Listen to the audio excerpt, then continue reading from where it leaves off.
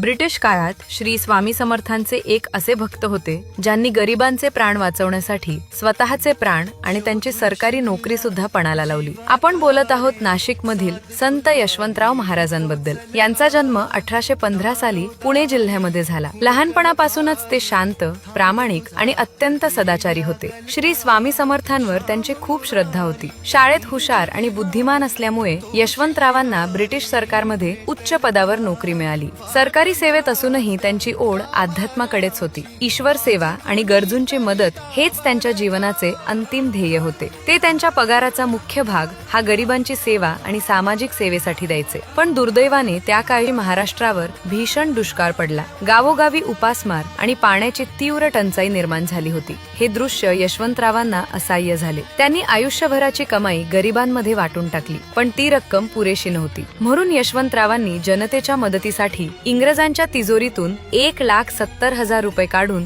सर्वांमध्ये वाटून टाकले। त्यानंतर त्यांनी स्वतःहून ब्रिटिशांना कळवले आणि जे काही दंड, शिक्षा असेल ते त्यांना मान्य आहे। तेव्हा ब्रिटिशांनी महाराजांना बंदिस्त केले आणि तिजोरीची तपासणी केली। पण तेव्हा ब्रिटिशांनी पाहिले की ते 1,27,000 रुपये तिजोरीमध्ये जसेच्या तसेच आहेत। हा प्रसंग जणू स्वामींचा चमत्कारच होता। यानंतर लोक महाराजांना देव मामलेदार म्हणून ओळखू लागले। आजही नाशिक येथे गोदावरी नदीच्या पवित्र तीरावर यशवंतराव महाराजांची समाधी आहे, जिथे हजारो भक्त कृतज्ञतेने त्यांना नमन करतात।